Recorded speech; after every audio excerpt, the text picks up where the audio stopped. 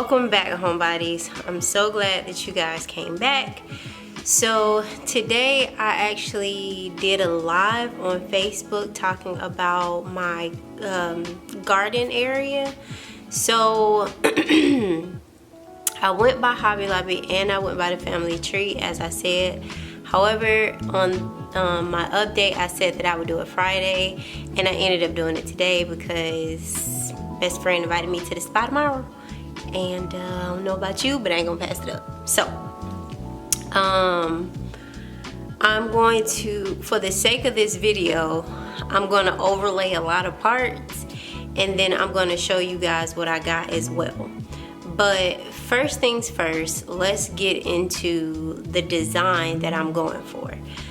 I am a novice at landscaping. My rosemary seems to be the only thing that has shot up. I'll have to do a whole separate sit down video of like what my vision is, so that I can kind of draw it out for you guys and y'all can see it, and then I can show you the plants that I'm looking for. But one thing that I did pick up today was this pocket wheel color. You can get it from Hobby Lobby in the paint section. Yeah, it has like volume and all that good stuff there, but on the back it actually has like this really cool complementary, split complementary, triad, terad, and a terad, T-tier, I don't know. But anyway, I use it in school, and what it does is it helps you to partner colors so that they're complementary, and you don't really, it really just takes the guesswork out of matching colors. So the outside of the facade of my home is Craftsman, and it is extremely red. Fun fact, me and my husband do not like red. So it is no surprise of mine that I am struggling to pair this burgundy red on my house with similar themed items. But it's been a struggle, y'all. Let me just say that it has been a struggle. But I'm gonna show you guys what I got, and then I'm going to flip and show you like some footage from actually going to the family garden. And you guys, I really hope you enjoyed it. I truly enjoy my time every single time that I go. I really do. First things first, we have to look at the yard for what it is. Currently, I'm showing you my grass throughout the winter and fall months. This is exactly what it looks like. It is very well preserved, and it always comes back to be the greenest yard in the neighborhood. I did add the kick plate and the door knocker to my door to break up that red color, but the overall theme of the garden is to reflect the tones and the colors of the actual house. In my design, I learned from the florist to use pots in order to get seasonal color, and then actually plant the lavender and the rosemary directly into the ground, because they can handle the frigid weather that Georgia tends to have in the colder months. So the goal with these particular herbs that I did pick up the other day were to put them strategically in the same sitting area so that I could smell them when I go to sit in my area in the spring.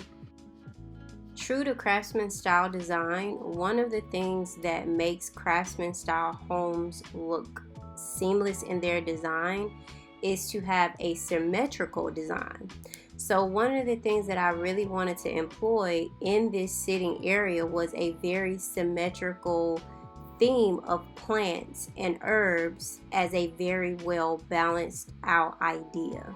So I only set out 2 chairs, 1 table, 4 of the rosemary, and then I flanked the rosemary with 2 pots. And then I lined the back of the actual garden with these flirt-nandas that have red toppers and they're green towards the bottom of the bush. And the reason why I did it this way is because I just thought that it brought out the color scheme way better than had I tried to do it the way that the builder did it and just leave it, you know, as a full-on garden and not an actual moment. In my best effort to dress this area up, I've added 2 mats of floral design wreath that I did personally, and then I also added the kick plate and the door knocker. This particular area has been a true pain for me. I will be making a completely separate video, and I will be letting you guys follow along as this area comes together. But this is the left side of my home where I plan to plant some more flirt-nandas. If you are not familiar with this pocket color wheel and you are stuck trying to figure out a color scheme, this is the best way to go about picking that color scheme and making sure that all the colors are actually complementing each other. I paid about $5.99 for it, but as you can see, the 3 colors that really work with my area are green, blue, and red. I've been a little indecisive. I'm not sure yet, but I think I may add a little bit of orange into that color scheme. Here's my rule of thumb when I get ready to go plant shopping. I always take note of exactly where the plants are located in the actual garden, because if they're located inside, that means that it's not time for them to go outside or they're inside plants. So I was thinking about putting these in my yard, but now that I see them covered, I don't think that'd be for the best.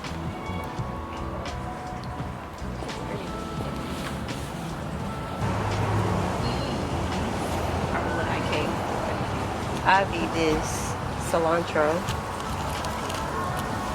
because I tend to buy it and then don't cook it fast enough. Parsley, sage, spinach. This one right here smells like, it really smells like chocolate mint. So these were definitely picking up today. So update, all of my little herbs died instantaneously when that last frost happened here in Atlanta. We literally have been flooding day in and day out, and then turn around and had snow, and yeah, that freeze did them in.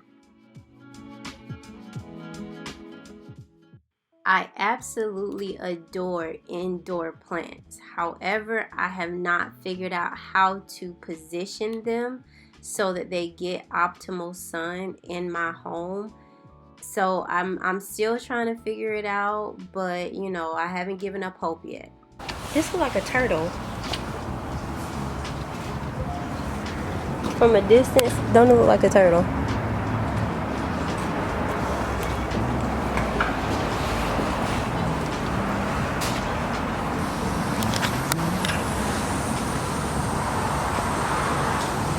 So currently I plan on doing about 3 fruit trees in my backyard, maybe 2 because we're not big on lawns. But my garden has the citrus, the lemon, and they also have the orange tree right here. So from what I understand thus far, you have to bring them in the wintertime and you have to leave them potted. So they have pots down here at the bottom. And I think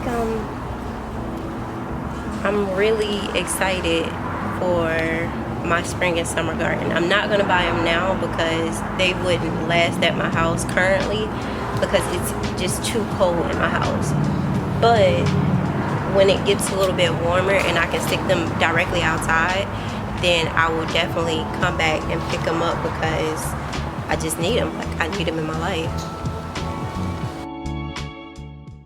One of the things that I really want to bring to you guys' attention is this is why it is so important to ask a designer, if not a landscape designer, what should go where, because plants go by zones and then they go by sun amount.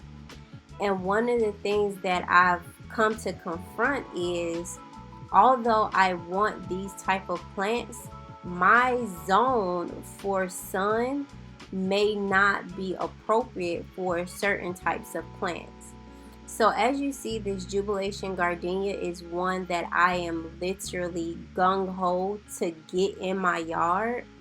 But I really had to take my time and figure out what I want in the winter as well as in the spring and summer, because the only thing I wanted brown in my yard come the winter months is the grass. I still wanted to see some color somewhere. And that's also why I put 2 pots outside, so that for the seasonal flowers and the seasonal plants that I put out that don't, go year round, I don't feel like I'm wasting money or losing money because of that. So my final obstacle, which is usually what I always get from a client, is how much money I want to spend and how much money it's going to take to maintain it.